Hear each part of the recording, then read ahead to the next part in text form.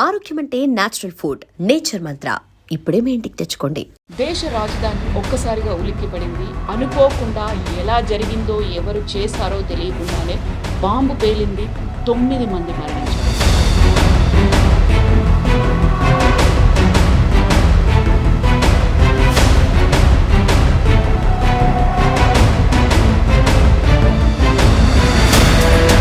సడన్గా అయింది. అందులోనూ రెడ్ ఫోర్ట్ ఒక ప్రామినెంట్ ప్లేస్లో జరిగింది.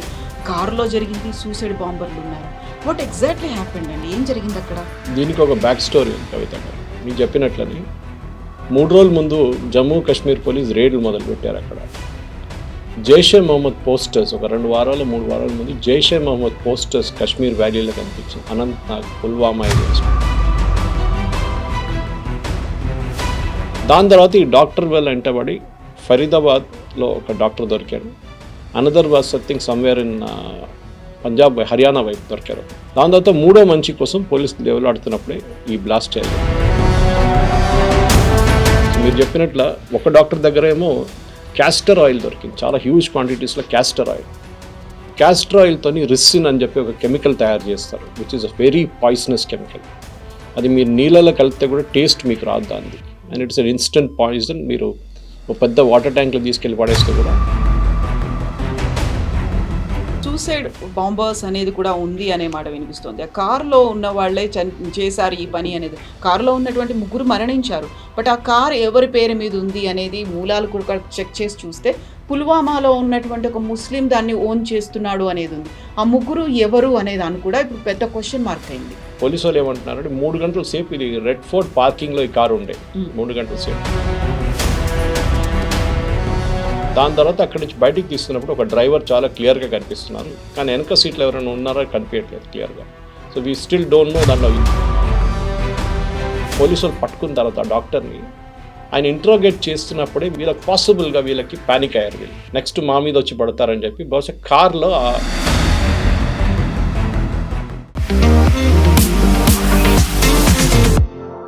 నమస్తే, నేను Kavitha. Welcome to I dream news and నిజాలు. దేశ రాజధాని ఒక్కసారిగా ఉలిక్కిపడింది. అనుకోకుండా ఎలా జరిగిందో, ఎవరు చేశారో తెలియకుండానే బాంబు పేలింది. 9 మంది మరణించారు. ఇప్పటికైతే ఏ ఉగ్ర సంస్థ కూడా అనౌన్స్ చేయలేదు తామే ఈ పని చేశామని. బట్ కేంద్ర ఇంటెలిజెన్స్ మాత్రం అన్ని రకాలుగా పరిశోధనలు మొదలుపెట్టింది ఏం జరిగింది అనే దానికి సంబంధించి. ఇందులోనే సూసైడ్ బాంబర్లకి సంబంధించి కూడా వార్తలు వినిపిస్తున్నాయి. యాక్చువల్గా ఎందుకని ఢిల్లీని టార్గెట్ చేశారు, అది కూడా ఫరీదాబాద్లో 2900 కేజీల పేలుడు సామాగ్రిని పట్టుకున్న తర్వాత బీహార్ ఎలక్షన్స్కి ముందు ఎందుకు జరిగింది? మనతో పాటుగా ఉన్నారు సీనియర్ జర్నలిస్ట్ సురేష్ కొచ్చాతిల్ గారు. సార్ నమస్తే. ఢిల్లీ బాంబ్ బ్లాస్ట్ అనేది అయింది. సడన్గా అయింది. అందులోనూ రెడ్ ఫోర్ట్ ఒక ప్రామినెంట్ ప్లేస్లో జరిగింది. కారులో జరిగింది. సూసైడ్ బాంబర్లు ఉన్నారు. వాట్ ఎగ్జాక్ట్లీ హ్యాపెండ్ అండి? ఏం జరిగింది అక్కడ? దీనికి ఒక బ్యాక్ స్టోరీ ఉంది కవిత గారు. మీకు చెప్పినట్లనే 3 రోజుల ముందు జమ్మూ కాశ్మీర్ పోలీస్ రేడ్లు మొదలుపెట్టారు. అక్కడ జైషే మహమ్మద్ పోస్టర్స్ ఒక 2 వారాలు 3 వారాల ముందు జైషే మహమ్మద్ పోస్టర్స్ కాశ్మీర్ వ్యాలీలో కనిపించింది. అనంతనాగ్, పుల్వామా ఏరియాస్లో. తర్వాత సీసీటీవీ చూసినప్పుడు 2-3 కనిపెట్టారు. వాళ్ళు పట్టుకున్నారు పోలీసు వాళ్ళు. వాళ్ళని ఇంట్రోగేట్ చేసేటప్పుడు నెక్స్ట్ లింక్ ఎక్కడ వచ్చిందంటే 3 డాక్టర్స్ ఉన్నారు, వాళ్ళు డబ్బులు ఇచ్చి చేయించారని చెప్పి వీళ్ళు స్టేట్మెంట్ ఇచ్చారు. These are uneducated illiterate guys. దాని తర్వాత ఈ డాక్టర్ వెల్ వెంటబడి ఫరీదాబాద్లో ఒక డాక్టర్ దొరికాడు. Another was something somewhere in Punjab, Haryana వైపు దొరికారు ఒకరు. Both are working doctors, medical doctors. దాని తర్వాత 3వ మంచి కోసం పోలీసులు దేవులాడుతున్నప్పుడే ఈ బ్లాస్ట్ జరిగింది. సో మీరు చెప్పినట్ల ఒక డాక్టర్ దగ్గర ఏమో క్యాస్టర్ ఆయిల్ దొరికింది. చాలా హ్యూజ్ క్వాంటిటీస్లో క్యాస్టర్ ఆయిల్. క్యాస్టర్ ఆయిల్తోని రిసిన్ అని చెప్పి ఒక కెమికల్ తయారు చేస్తారు, which is a very poisonous chemical. అది మీరు నీళ్ళలో కలిపితే కూడా టేస్ట్ మీకు రాదు దాన్ని. And it's an instant poison. మీరు ఒక పెద్ద వాటర్ ట్యాంక్లో తీసుకెళ్ళి పడేస్తే కూడా ఆ వాటర్ ట్యాంక్ నుంచి తాగే నీళ్ళు అందరూ చనిపోతారు. సైలెంట్గా కిల్లింగ్ అంతే. I can kill thousands literally ricin అనేది. And it's a very highly controlled drug. కానీ దాన్ని క్యాస్టర్ ఆయిల్ నుంచి ప్రొడ్యూస్ చేయాలంటే మీకు మెడికల్ నాలెడ్జ్ ఉండాలి దానికి. So this guy the doctor obviously had the medical knowledge. ఎట్లా దాన్ని కన్వర్ట్ చేయాలని చెప్పేసి ఐదర్ ఇంట్లో ల్యాబ్ సెటప్ చేసుకొని ఎట్లా తయారు చేసి క్యాస్టర్ ఆయిల్ ఉంచుకున్నాడు. That was huge quantity. ఎవరంతా క్యాస్టర్ ఆయిల్ ఇంట్లో పెట్టుకోరు. మనం చిన్నపిల్లనప్పుడు క్యాస్టర్ ఆయిల్ పిల్లలకి ఇస్తాం అప్పుడప్పుడు. ఆముదం అంటాం. That is very very minimal quantity. దాని తర్వాత నెక్స్ట్ డాక్టర్ దొరికానేమో that guy was caught in Faridabad. ఆయన దగ్గర మీరు చెప్పినట్లు 2600 కిలోల అమోనియం నైట్రేట్. అమోనియం నైట్రేట్ బాంబులో యూజ్ చేస్తారు. మీకు గుర్తుంటుంది, వరల్డ్ ట్రేడ్ సెంటర్ కన్నా ముందు ఒక బాంబ్ బ్లాస్ట్ జరిగింది అమెరికాలో, బేస్మెంట్లో, అదే వరల్డ్ ట్రేడ్ సెంటర్లో. అక్కడ జరిగిన బ్లాస్ట్లో ఆ డ్రైవరు చాలామంది చనిపోయారు ఆయనతోని. దేర్ అగైన్ అమోనియం నైట్రేట్ వస్తుంది. ఈ అమోనియం నైట్రేట్ యూజువలీ ఫర్టిలైజర్స్లో కూడా యూజ్ చేస్తారు. It's easily available. దాన్ని డ్యూయల్ పర్పస్ అంటారు, దాన్ని డ్యూయల్ పర్పస్ యూసేజ్ ఉంటుంది దానికి. సో పోలీసు వాళ్ళు అది ఇన్వెస్టిగేట్ చేస్తూ వస్తున్నప్పుడే సాయంత్రం ఈ పేలు జరిగింది 6:45 అట్లా రెడ్ ఫోర్ట్ దగ్గర. మీరు చెప్పినట్లు రెడ్ ఫోర్ట్ కన్నా కొంచెం ముందుకు వెళ్ళిన తర్వాత చాందీ చౌక్ దగ్గర. లక్లీ ఆర్ లక్లీ నిన్న రెడ్ ఫోర్ట్ హాలిడే, మండే రోజు ఆర్కియలాజికల్ సర్వే ఆఫ్ ఇండియా దాన్ని హాలిడే ఇస్తారన్నమాట. సో ఆ హాలిడే రోజే ఇది జరిగింది. దానికోసం కొంతమంది విక్టిమ్స్ తగ్గారు, కానీ there is a bigger picture to it. So ఇందులో సూసైడ్ బాంబర్స్ అనేది కూడా ఉంది అనే మాట వినిపిస్తుంది. ఆ కారులో ఉన్న వాళ్ళే చేశారు ఈ పని అనేది. కారులో ఉన్నటువంటి 3 మరణించారు. బట్ ఆ కార్ ఎవరి పేరు మీద ఉంది అనేది మూలాలు కూడా చెక్ చేసి చూస్తే పుల్వామాలో ఉన్నటువంటి ఒక ముస్లిం దాన్ని ఓన్ చేస్తున్నాడు అనేది ఉంది. ఆ 3 ఎవరు అనే దాన్ని కూడా ఇప్పుడు పెద్ద క్వశ్చన్ మార్క్ అయింది. సో ఇప్పుడు చెప్పినట్టు చాందీ చౌక్ దగ్గర ఒక రెడ్ లైట్ దగ్గర కార్ స్లో డౌన్ చేస్తుంది. దానికన్నా ముందు ఇప్పుడు సీసీటీవీ ఇమేజెస్ అనలైజ్ చేస్తే పోలీసు వాళ్ళు ఏమంటున్నారంటే 3 గంటల సేపు ఇది రెడ్ ఫోర్ట్ పార్కింగ్లో ఈ కారు ఉండే 3 గంటల సేపు. దాని తర్వాత అక్కడి నుంచి బయటికి తీస్తున్నప్పుడు ఒక డ్రైవర్ చాలా క్లియర్గా కనిపిస్తున్నారు, కానీ వెనక సీట్లు ఎవరైనా ఉన్నారో కనిపించట్లేదు క్లియర్గా. So we still don't know దాంట్లో 2 ఉన్నారో 3 ఉన్నారో 1 ఉన్నారు. యూజువలీ ఫిదాయన్ అటాక్ అంటే సూసైడ్ బాంబింగ్ అటాక్ చేసి మనం పుల్వామాలో చూసాం. ఇది సిఆర్పిఎఫ్ వల్ల కాన్వాయ్ మీద దాడి చేసినప్పుడు 64 మంది చనిపోయారు. సింగిల్ మంది 1% డస్ ఇట్. 3-4 ఉండరు కార్లు. ఈ ఫరీదాబాద్ ఒక పోలీసు వాళ్ళు పట్టుకున్న తర్వాత ఆ డాక్టర్ని ఆయన ఇంట్రోగేట్ చేస్తున్నప్పుడే వీళ్ళకి పాసిబుల్గా వీళ్ళకి ప్యానిక్ అయ్యారు. వీళ్ళు నెక్స్ట్ మా మీద వచ్చి పడతారని చెప్పి బహుశా కార్లో ఆ కెమికల్స్ అంతా తీసుకొచ్చి కార్లో పెట్టుకున్నారు. వాళ్ళు దాని తర్వాత 3 గంటల సేపు తిరిగారు. ఏం చేయాలో తెలియదు, ఎందుకంటే వాళ్ళు ప్యానిక్ అయ్యారు. పోలీసు వాళ్ళు 100% మమ్మల్ని పట్టుకుంటారని తెలిసిపోయింది. కార్ ఇష్యూ పక్కన పెడదాం ఫర్ నౌ. ఇది ఎందుకు చేశారనేది that is the first question. Car మనకు తెలిసిందే ఇట్ చేంజ్ హ్యాండ్స్ అన్నమాట. కానీ ఇది అక్కడే పేల్చాలని ప్లాన్ చేశారా, లేకుంటే కొంచెం ముందుకు వెళ్తే సెంట్రల్ ఢిల్లీకి వెళ్ళిపోతారు. కొనాట్ ప్లేస్ అక్కడ 15 minutes from Chandni Chowk is Connaught place. Evening ట్రాఫిక్లో మ్యాక్సిమం 20 minutesలో వెళ్ళిపోతారు. అక్కడికి వెళ్ళే ముందు యాక్సిడెంటల్గా అది పేలిందా, బికాస్ దీన్ని డెటనేటర్స్ కనెక్ట్ చేసి ఉంటారు, ఫైరింగ్ మెకానిజం ఉంటుంది. అది కూడా సిఎన్జి ట్యాంక్ పక్కన పెట్టేది. This was the hybrid car i20 హండై. దాంట్లో పెట్రోల్గా వాడుకోవచ్చు, సిఎన్జిగా వాడుకోవచ్చు. CNG is very deadly. మనం చూసాం చాలా మటుకు రీఫిల్లింగ్లో ఇల్లీగల్గా కన్వర్ట్ చేస్తున్న సిఎన్జి వెహికల్ చాలా మటుకు ఎక్స్ప్లోడ్ అవుతుంది. ఫస్ట్ అదే అనుకున్నారు. ఈ బ్లాస్ట్ జరిగినప్పుడు ఇనీషియల్ అజంప్షన్ ఏముండే అంటే సిఎన్జి వెహికల్ పేలింది, కానీ తర్వాత దీని ఇంపాక్ట్ చూస్తే తెలిసిపోయింది సిఎన్జి కాదు, ఇది something extra contributed to it అనేది.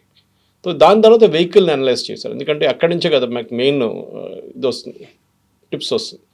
వెహికల్ అనలైజ్ చేస్తే మీరు చెప్పినట్లు first it is owned by somebody from Haryana, Salman అని చెప్పక ఆయన హర్యానా రిజిస్ట్రేషన్ ఉండే. ఆయన ఏమన్నారు, నేను ఓక్లాలో ఒక దేవేందర్ అన్న మంచిగా అమ్మానని చెప్పారు. సో దేవేందర్ని కూడా పోలీసులు కస్టడీలు తీసుకున్నారు. ఆయన ఇమీడియట్గా ఏం చెప్పారంటే నేను ఇంకోనికి అమ్మాను, that was sold in Jammu Kashmir Pulwama through third person. ఆయన్ని తర్వాత మనం చూసాం, ఫోటోలో కనిపించారు నిన్న రాత్రి, but he is not the actual person. ఇప్పుడు ఇవాళ పొద్దున వచ్చిన రిపోర్ట్ ప్రకారం వాళ్ళ 2 బ్రదర్స్ ఉన్నారు. 2 బ్రదర్స్లో ఒక బ్రదరు, కానీ car was taken by third person. వీళ్ళిద్దరు ప్లంబర్, ఒకడు ఎలక్ట్రీషియన్, ఉమర్ రషీద్ ఏదో అని పేరుంది. సో వాళ్ళలో ఒకరు కారు తీసుకుంటున్న ఫోటోగ్రాఫ్ ఒకటి ఉంది. మనం యూజువల్లీ ఎప్పుడైనా కొత్త కారు తీసుకుంటే ఒక ఫోటో తీసుకుంటాం చూడండి, it is very valuable picture, retain చేసుకోవాలి వీళ్ళందరూ. దాని నుంచి హింట్ వచ్చిందన్నమాట మెయిన్గా యూస్ కార్. ఈ కారు OLXలో కూడా పెట్టారు ఒకసారి సేల్కి. సో పోలీసు వాళ్ళు అక్కడ ఇన్వెస్టిగేట్ చేసి ఈ కార్ నెంబర్ మళ్ళీ OLXలో కనిపించింది. ఇక్కడ మన ప్రేక్షకులకు నేను I want to give them big good suggestion if they follow it, nothing like it. Sadhvi Pragya కేసులో మాలేగాంలో కూడా మనకు తెలుసు, ఆమె దగ్గర మోటార్ సైకిల్ ఒకటి ఉండే, ఆమె మోటార్ సైకిల్ అమ్మేశారు ఎవరికో, కానీ ఆ పర్సన్ రిజిస్ట్రేషన్ చేంజ్ చేయలేదు. అదే మోటార్ సైకిల్లో బాంబు పెట్టి ఎవరో పేల్చారు. మీరు బండి అమ్ముతున్నప్పుడు ఏదో యూస్ కార్ వాళ్ళకో మిగతా వాళ్ళకో లేకుంటే రామ్కోట్లో వెళ్ళి 2-wheeler మార్కెట్లో అమ్మడం కాదు. వెహికల్ రిజిస్ట్రేషన్ మీరు ఇమ్మీడియట్గా మ్యాక్సిమం 2 or 3 daysలో వెహికల్ రిజిస్ట్రేషన్ కావాలి. ఇప్పుడు యూజువలీ యూస్ కార్ తీసుకెళ్తే ఆడేమంటాడు, అమ్మినప్పుడు మిమ్మల్ని పిలిచి మీ సంతకం తీసుకుంటాను అంటారు. Sometimes it may not cell for months, లేకుంటే నడిమిట్లో వీళ్ళు కావాలని చెప్పి ఎవరికి ఇచ్చేస్తారు జాయ్ రైడ్కి, వాడు వెళ్ళి తీసుకెళ్ళి కొట్టి వాడు చనిపోతే మోటార్ సైక్లిస్టో మీరు డబ్బులు కట్టాల్సి వస్తుంది. This is the big thing. Vehicle transfer అనేది కంపల్సరీగా చేపియాలి. ఇప్పుడు ఈ కేసు ఏం జరిగిందంటే ఎవరికి పేపర్ లేకుండా అమ్మారు వెహికల్స్. డబ్బులు తీసుకున్నారు, వెహికల్ ఇచ్చేసారు, నడిపించుకుంటున్నారు. ఎవరికి ఇంత డౌట్ ఎందుకు రాలేదు? సల్మాన్ అనే మంచిగానే డౌట్ రావాలి ఉండే కదా, నా కారు ఇంకోటికి ఇచ్చినప్పుడు నా తల మీద వచ్చి పడుతుంది. కానీ వీళ్ళకి ఇంపాక్ట్ తెలియదు. నా కార్ 3 సార్లు అమ్మాయి నేను ఇప్పుడు దాకా. 3 cars which had all 2 cars earlier cars. Maruti 800 9 years తర్వాత అమ్మాను. అండ్ మా టాటా ఇండిగో ఉండే దాని తర్వాత, దాన్ని కూడా అబౌట్ 8 years తర్వాత అమ్మాను. ఈ 2 కార్లు అమ్మినప్పుడు ఐ మేడ్ ష్యూర్ ఎవరికి అమ్మానో ఆయన దగ్గర పక్కన నిలబడి పని చేయించాను నేను ఆన్లైన్లో. And it was registered and transferred. Second car also same thing, Trimulgherry ఆర్టీఓలు తీసుకెళ్ళి అక్కడ నిలబడి చేయించాను నేను రిజిస్ట్రేషన్. ఇది చాలా ఇంపార్టెంట్. సరే, టెర్రర్ కేసుకి తిరిగి వస్తాం మనం. ఈ టెర్రర్ కేసులో ఇప్పుడు పోలీసు వాళ్ళు ఏం చెప్తున్నారంటే, ఈ కార్ డ్రైవ్ చేస్తున్న మనిషి వన్ ఆఫ్ ద డాక్టర్స్, 3వ మనిషి, ఆయన దొరకలేదు వాళ్ళకి. దీన్ని ఫరీదాబాద్ మాడ్యూల్ అంటున్నారు. అంటే ఫరీదాబాద్లో ఉన్న ఇల్లు దొరికింది, అక్కడ 2 డాక్టర్లు ఉన్నారు, కానీ ఒకరే దొరికిండు, ఇంకోటి పారిపోయిండు. So this was the person who took the car. And దాని ఇన్వెస్టిగేషన్ ఇంకా నడుస్తుంది. బహుశా ఇవాళ ఈవినింగ్ రేపు పొద్దున్న దాకా దాని డీటెయిల్స్ మనకు వచ్చేస్తుంది. ఎందుకు చేశారు? ఆల్ఫ్రెడ్ హిచ్కాక్ కానీ అగతా క్రిస్టీ కానీ ఒక సీన్కి వచ్చినప్పుడు, ఈవెన్ హెర్క్యుల్ పెరాట్ సీన్కి వచ్చినప్పుడు ఫస్ట్ ఏం అడుగుతారంటే, who benefits from this? Exactly. So ఎందుకు చేశారు?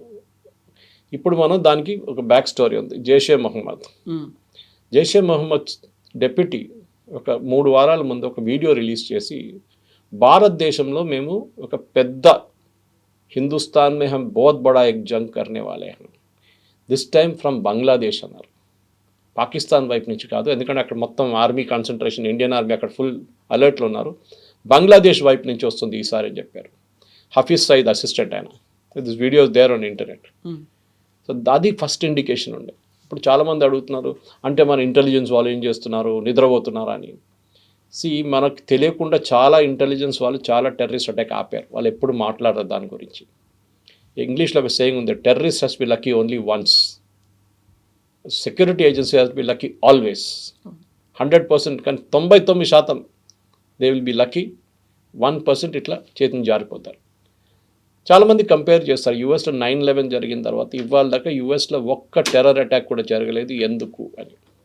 దానికి కారణాలు ఉన్నాయి కవిత గారు. You have travel to US, you know how it is. Very strict checking at the airports. మీరు ఎవరు, ఎందుకు వస్తున్నారు, ఎప్పుడు దాకా ఉంటారో, ఎక్కడ వెళ్తారు, మీకు వీసా ఇష్యూ చేసేప్పుడు నుంచి ఆ ప్రాసెస్ స్టార్ట్ అవుతుంది. అది చాలా క్రూషియల్.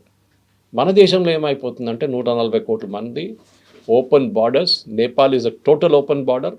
మయన్మార్ వైపు ఇప్పుడు కొంచెం ఫెన్సింగ్ వేస్తున్నారు. బంగ్లాదేశ్ కూడా టోటలీ ఓపెన్ బార్డర్. చాలా ప్లేస్లో ఫెన్సింగ్ వేస్తారు, కానీ మళ్ళీ కూడా మమతా బెనర్జీ లాంటి వాళ్ళు ఉన్నప్పుడు అందరిని తీసుకొచ్చేస్తారు బంగ్లాదేశ్ నుంచి. వాడు టెర్రరిస్ట్గా తయారవుతాడో, వాడు మేస్త్రిగా తయారవుతాడో, కార్పెంటర్గా తయారవుతాడో మనకు తెలియదు. ఇప్పుడు మీరు అడగొచ్చు, ఇట్లా ఉన్నప్పుడు మన గవర్నమెంట్ ఏం చేస్తున్నారు? That is a very obvious question. చేస్తున్నారు, there is no doubt about it. కానీ చాలా చేయాలి ఇంకా. మనం చూసా, ఎప్పుడైనా రోహింగ్యాలని మొన్న పంపించిన తర్వాత అండమాన్స్లో తీసుకెళ్ళి అటువైపు పడేశారు. వాళ్ళని పెద్ద గొడవ చేశారు, సుప్రీంకోర్టు దాకా వెళ్ళారు. కానీ ఇదే రోహింగ్యాలు ఏం తయారవుతారు రేపు? They can become a human bomb. డబ్బులు ఇచ్చి వాళ్ళని కొనుక్కుంటారు, because they are not that educated. ఇదే టైంలో ఈ 3 డాక్టర్స్ ఎందుకు చేశారు? ఎగ్జాక్ట్లీ. వీళ్ళు బాగా చదువుకుని ఉన్నవాళ్ళు, దే ఆర్ ప్రాక్టీసింగ్ డాక్టర్స్ అయినప్పటికీ కూడా. ఆలోచించండి, Osama bin Laden was an engineer, that too from a చాలా very rich family. The bin Laden family అంటే సౌదీ అరేబియాలో కన్స్ట్రక్షన్ సెక్టర్లో వన్ ఆఫ్ ద బిగ్గెస్ట్. అక్కడి నుంచి some brainwashing, he moved out. Religious మొత్తం తలకెక్కిచ్చేసింది మొత్తం. దాంట్లో ఆయన పిచ్చి పట్టేసి టెర్రరిజంలో వచ్చేసింది. Ayman al Zawahiri, his assistant, was a doctor. So education దీనికి సంబంధం లేదు కవిత గారు. ఎడ్యుకేషన్ అండ్ రిలీజియన్కి ఒక లింక్ ఉంది. మీరు ఒకసారి ఇండాక్రేషన్ అంటారు ఇంగ్లీష్లో, అంటే మిమ్మల్ని రిలీజియన్ మీరు ఇది మీతో చేస్తున్నాను. ఇది ప్యాలెస్టైన్ టైంలో ఉండే ముందు ఇజ్రాయెల్ మీద చాలా సూసైడ్ బాంబ్స్ జరిగింది. దాని తర్వాత ఇజ్రాయెల్ దాన్ని టోటలీ ఆపేశారు. ఎట్లా అంటే they became very strict with cross border checkings. ఒక్క వెహికల్ని కూడా లోపల రానియారు వాళ్ళు క్రాస్ బార్డర్ నుంచి. మొత్తం మనం చూస్తుంటే హోటల్స్కి వెళ్ళినప్పుడు మీరు చూస్తుంటే ఒకసారి ఒక structure that comes out of the floor. Okay, నా that is anti suicide thing. It can stop a vehicle అనమాట. మీరు డెలిబరేట్గా కూడా మీరు క్రాష్ చేసేస్తే ఇట్ కెన్ స్టాప్ యూ. ఇట్లాంటి చాలా మటుకు ఇజ్రాయెల్ ఇన్స్టాల్ చేస్తుంది బొలార్డ్స్ లాంటిది. దాంతోనే వాళ్ళు they have stopped large amount. Intelligence is next. ఇప్పుడు చాలామంది అడుగుతారు ఇంటెలిజెన్స్ ఫెయిలియరా అంటారు. ఫరీదాబాద్లో పట్టుకున్నారు కదా, అక్కడ హర్యానాలో పట్టుకున్నారు కదా, ఇదంతా 6 hours టైంలో జరిగింది. జమ్మూ కాశ్మీర్ పోలీస్ దీని అంటే 2 వారాల నుంచి తిరుగుతున్నారు అక్కడ ఉన్న వాళ్ళని పట్టుకోవడానికి. So there is a consistent effort being made. కానీ మనకేంటంటే మన ఇంత పెద్ద దేశం మనది, ఎక్కడి నుంచి ఎవరు వస్తారని తెలియదు మనకి. నేపాల్ వైపు నుంచి రావచ్చు, నేను చెప్పినట్లు బంగ్లాదేశ్ వైపు నుంచి రావచ్చు, శ్రీలంక వైపు నుంచి రావచ్చు. We don't know where they will come from. ఇటు అరేబియన్ సీ వైపు నుంచి ఎక్కడి నుంచి అని రావచ్చు, లక్షద్వీప్ వైపు నుంచి, లేకుంటే పాకిస్తాన్ వైపు నుంచి వచ్చి మనం బాంబే అటాక్ 26/11 చూసాం మనం. So we have to be lucky all the time. కానీ ఇంటెలిజెన్స్లో 2 ఇంటెలిజెన్స్ ఉంటాయి కవిత గారు, ఒకటి హ్యూమన్, ఒకటి టెక్నికల్. దీంట్లో హ్యూమన్ ఇస్ వెరీ ఇంపార్టెంట్. మనం నక్సలైట్ కేసులో చూడండి, నల్లమల ఒక టైంలో తెలంగాణ అంటే ఉమ్మడి ఆంధ్రప్రదేశ్లో Nallamala was the hotbed of Naxalism. NT Rama Rao గారు వచ్చిన తర్వాత, దాని తర్వాత వచ్చిన చీఫ్ మినిస్టర్లు అందరూ ఇంక్లూడింగ్ కాంగ్రెస్ చీఫ్ మినిస్టర్ వాళ్ళు చాలా స్ట్రిక్ట్ వ్యూ తీసుకున్నారు దాన్ని. హ్యూమన్ ఇంటెలిజెన్స్ లక్షల ఖర్చు పెడతారు డబ్బులు, దానికి ఆడిట్ ఉండదు, ఆ డబ్బుకి ఆడిట్ ఉండదు. It is a money given to police officers. మీరు ఎక్కడ నుంచి తెచ్చుకుంటారో, ఇన్ఫార్మర్స్ని కొనుక్కుంటారో, ఏం చేస్తారో, నక్సలైట్ లీడర్స్ని కొనుక్కుంటారో మాకు తెలియదు, ఈ డబ్బులు మీది, ఇన్ని కోట్లు మీకు ఇచ్చేస్తాం. దాని నుంచి వాళ్ళు నెట్వర్క్ ఆఫ్ ఇన్ఫార్మర్స్ డెవలప్ చేస్తారు. డబ్బులు ఇచ్చి, ఒకటి 10 లక్షలు 5 లక్షలు ఇచ్చి, బాబు చెప్పు ఎవరైనా టెర్రరిస్ట్ వస్తే మాకు తెలియాలంటే వాడు వచ్చి చెప్తాడు, సార్ అక్కడ ఒకటి ఉన్నాడు, ఇక్కడ ఒకటి ఉన్నాడు అని చెప్పేసి. That is one intelligence. Technical ఏంటంటే మనందరికీ తెలిసిందే, ఫోన్ కాల్స్ కానివ్వండి, టెలిగ్రామ్, వాట్సాప్, అది కాకుండా ఈమెయిల్స్, ఏ సోర్స్ నుంచి అయినా, సిగ్నల్, దేని నుంచి అయినా మనం వాడుకున్న దాన్ని ట్రాప్ చేయవచ్చు. నేను బహుశా నిన్న చెప్పాను మీకు దీని గురించి. వాట్సాప్లో ఎండ్ టు ఎండ్ ఎన్క్రిప్షన్ అనేది లేదు. వీళ్ళు చెప్తారు that nobody can read your message, nobody can read it, it can be read, no problem. Second, for every phone, iPhone కానివ్వండి, ఏ ఫోన్ అయినా కానివ్వండి, and original key is with the owner which is the company. వాళ్ళు ఏం కావాలంటే చేయొచ్చు. వాళ్ళు కావాలంటే అప్డేట్ చేస్తున్నాడు సాఫ్ట్వేర్ని, updation is mean they are controlling your phone. అది మీ phone is out of this updation range, అది కొత్త వర్షన్ వచ్చింది మార్చుకోండి, got an old version in your phone అని చెప్తారు. ఎందుకు? ఆ ఫోన్కి తెలుసు మీ దగ్గర ఓల్డ్ వర్షన్ ఉందని. Same with your laptop. మీరు ల్యాప్టాప్లో విండోస్ అప్డేట్ చేయకపోతే ఒకసారి చెప్తాను, Windows is not updated, please update your Windows. So this technical intelligence కూడా చాలా ఇంపార్టెంట్. మన దేశంలో NTR, national technical research organisation అని చెప్పి జనరల్ వీకే సింగ్ ఉన్న టైంలో సెటప్ చేశారు. పెద్ద కాంట్రవర్సీ అయింది, మీకు గుర్తుంటుంది. ఆయన ఇంటి బయట ఎవరో ఒక వెహికల్ పెట్టారు అని చెప్పి పెద్ద గొడవ జరిగింది ఆ టైంలో. And then it was disbanded. And Ajit Doval గారు తిరిగి వచ్చిన తర్వాత దాన్ని మళ్ళీ రీఇన్స్టాల్ చేశారు. టెక్నికల్ ఇంటెలిజెన్స్ చాలా ఇంపార్టెంట్. ఎందుకంటే ఈ terrorist usually satellite phones use చేస్తారు, ఇరిడియం లాంటి ఫోన్స్ అంతా. దాన్ని ట్రాక్ చేయడం చాలా కష్టం. కానీ ఇప్పుడు దాని కూడా టెక్నాలజీ ఉంది.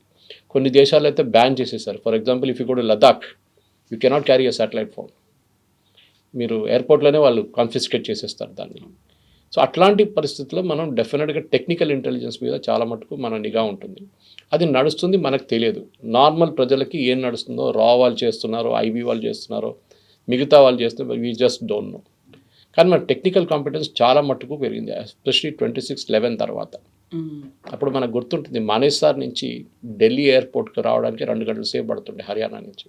NSG headquarters Manesar. అక్కడి నుంచి ఫ్లైట్లో ముంబైకి వెళ్ళడానికి మళ్ళీ ఒక 1.5 2 గంటలు తీసుకుంటుంది. They reached at 4:30 in the morning. పెద్ద స్టోరీ ఆర్వీఎస్ మణి గారి బుక్లో ఉంది, ఎందుకు జరిగింది, శివరాజ్ పాటిల్ ఎట్లా ఆపారు వాళ్ళని ఎందుకు వెళ్ళనీయలేదు బాంబేకి అని చెప్పేసి. నౌ ఎవ్రీ సిటీ దగ్గర ఒక హబ్ ఉంది. మన దగ్గర ఇబ్రాహీంపట్నం వైపు ఉంది, ముందు ట్రిమిల్గిరి దగ్గర ఉండే ఎన్ఎస్జీ హబ్. ఎన్ఎస్జీ వాళ్ళ దగ్గర 2 కాంపిటెన్సీస్ ఉన్నాయి. ఒకటి క్లోజ్ క్వార్టర్ సెక్యూరిటీ, అంటే ఉన్న విఐపీని ప్రొటెక్ట్ చేయడానికి ముందు వాళ్ళని పెట్టుకున్నారు, తర్వాత తీసేశారు. ఇప్పుడు వాళ్ళు ఆ డ్యూటీలో వారు ఇప్పుడు లేరు. వాళ్ళు హైజాకింగ్ కానివ్వండి, మోడర్న్ డే అర్బన్ వార్ఫేర్, అది కాకుండా మిగతా ఏదైనా అర్బన్ రిలేటెడ్ టెర్రరిస్ట్ యాక్టివిటీని వాళ్ళు డీల్ చేస్తారు. వాళ్ళ దాంట్లో 2వ డివిజన్ ఈజ్ ఇన్వెస్టిగేషన్ డివిజన్. సైంటిఫిక్గా, ఫర్ ఎగ్జాంపుల్, ఒక బాంబ్ బ్లాస్ట్ జరిగింది అనుకోండి, ద మోస్ట్ క్రూషియల్ థింగ్, అది నిన్న నేను చూసి నాకు చాలా బాధ అనిపించింది కవిత గారు, అందరు అక్కడిక్కడ నడుస్తున్నారు, పబ్లిక్ ఫోటోలు తీసుకుంటున్నారు, సెల్ఫీలు తీసుకుంటున్నారు. ఆ క్రైమ్ సీన్ని మీరు ముట్టకూడదు. అది ఇజ్రాయెల్ దగ్గర నుంచి నేర్చుకోవాలి. వాళ్ళ దగ్గర ఒక బాంబ్ బ్లాస్టో లేదు ఏదైనా జరిగితే they cordon off the entire area. Of course వాళ్ళ పాపులేషన్ తక్కువ ఉందనుకోండి. మన దగ్గర చాందీ చౌక్ లాంటి ప్లేస్లో they would have destroyed the complete evidence. కింద పడున్న కెమికల్ ఏదైనా ఉంటే ఆ కార్ నుంచి అది ఎవడో షూస్ కిందనో వెళ్ళిపోతుంది అట్లనే అది. So you should not touch. అది ఒక పెద్ద నిన్న చూసి అదే ఒక I was really disturbed. Security వాళ్ళు వచ్చే ముందు వీళ్ళందరూ they already got in to the action. సరే మీరు ప్యాసింజర్స్ని రెస్క్యూ చేస్తున్నారో అదంటే that's a different thing, I can appreciate. కానీ ఆ క్రైమ్ సీన్ నుంచి జరిగిపోవాలి. మన హైదరాబాద్లో కూడా దిల్సుఖ్ నగర్ బ్లాస్ట్ జరిగింది, లుంబిని పార్క్లో బ్లాస్ట్ జరిగింది, గోకుల్ చాట్లో బ్లాస్ట్ జరిగింది, మెక్కా మస్జిద్లో జరిగింది. ఇక్కడ అన్ని చోట్లలో మనం చూసాం ఎక్సెప్ట్ ఫర్ లుంబిని పార్క్, అక్కడ కొంచెం క్రౌడ్ని ఇమీడియట్ మూవ్ చేసేస్తారు. మిగతా అన్ని ప్లేసెస్లో మన వాళ్ళు వచ్చి అక్కడ ఇక్కడ నడుచుకుంటూ వెళ్ళారు. That destroy the evidence will get destroy. రేపు కోర్టులో వీళ్ళని ప్రాసిక్యూట్ చేయాలంటే ఎవిడెన్స్ కావాలి మనకి. This is very important. ఈ మధ్యనే ఇంటెలిజెన్స్ రిపోర్ట్స్ అనేవి వచ్చాయి అనేది, పీఓకేలోకి ఎంటర్ అయిపోయారు అనేది, లైన్ ఆఫ్ కంట్రోల్లో కూడా ఎంటర్ అయిపోయారు, డ్రోన్స్తో వాళ్ళు ఆపరేట్ చేశారు, ఎక్కడైతే వీకర్గా ఉందో ఎక్కడైతే వల్నరబుల్గా ఉందో అక్కడ నుంచి వాళ్ళు లోపలికి వచ్చారు. దే ఆర్ ప్లానింగ్ 2 రకాలుగా చేస్తున్నారు. ఒకటేమో డ్రగ్స్ కావచ్చు, లేకపోతే ఇల్లీగల్గా వెపన్స్ని ఒక మాఫియా లాగా చేస్తున్నారు. ఇంకొకటి ఇక్కడ ఉన్నటువంటి స్లీపర్ సెల్స్ని చాలా యాక్టివ్ చేస్తున్నారు అనే దాంతో పాటుగా ఎక్కడైనా సూసైడ్ ఫిదాయిన్ అటాక్స్ చేయడానికి కూడా సూసైడ్ బాంబర్లు కూడా రెడీగా ఉన్నారు, వాళ్ళని యాక్టివేట్ చేస్తున్నారు అనేమాట. సో అది వచ్చినటువంటి 1 వీక్లోనే ఈ ఇన్సిడెంట్ జరిగింది అంటే మీరు చెప్పినట్టుగా ప్రతిదానికి జాయినింగ్ ద డాట్స్ అనుకుంటే they have a bigger plan అని అర్థమవుతోంది కదా. కరెక్ట్. ఇప్పుడు అదే జరిగింది. ఇప్పుడు ఈ కేసులో it is more of a local. ఇప్పుడు పాకిస్తాన్ వాళ్ళు అదే అంటారు, ఇప్పుడు మమ్మల్ని ఎందుకు అంటున్నారు, మీ వాళ్ళే చేపించారు కదా అంటారు. అఫ్కోర్స్ జైషే మొహమ్మద్ ఉండేది పాకిస్తాన్లో, కానీ మన దగ్గర ఉన్న ఎడ్యుకేటెడ్ స్లీపర్ సెల్స్ని యాక్టివేట్ చేస్తున్నారు. మీకేమనిపిస్తుంది, పక్కన ఉన్నవాడు ఒకడు పోరోడు పొద్దున ఉద్యోగానికి వెళ్తున్నాడు, మిల్క్ ప్యాకెట్ తీసుకున్నాడు, చాయ్ తయారు చేస్తాడు, బ్రేక్ఫాస్ట్ తయారు చేసి ఉద్యోగానికి వెళ్తున్నాడు, మళ్ళీ సాయంత్రం వస్తాడు, షూస్ క్లీన్ చేస్తున్నాడు, మిగతా కార్ తీస్తున్నాడు, కార్ క్లీన్ చేస్తున్నాడు, రెగ్యులర్ యాక్టివిటీ ఉంటుంది. కానీ మీరు ఎప్పుడు సస్పెక్ట్ చేయరు that he can be a sleeper cell. ఆ నార్మల్ పర్సన్ నుంచి స్లీపర్ సెల్ మూవ్ అయ్యేది ఒక పర్సనల్ డిసిషన్. అది ఒక doctor why should he get involved in a terrorist activity. అక్కడే వస్తుంది రిలీజియన్ అనేది. మిమ్మల్ని బ్రెయిన్ వాష్ చేస్తారు.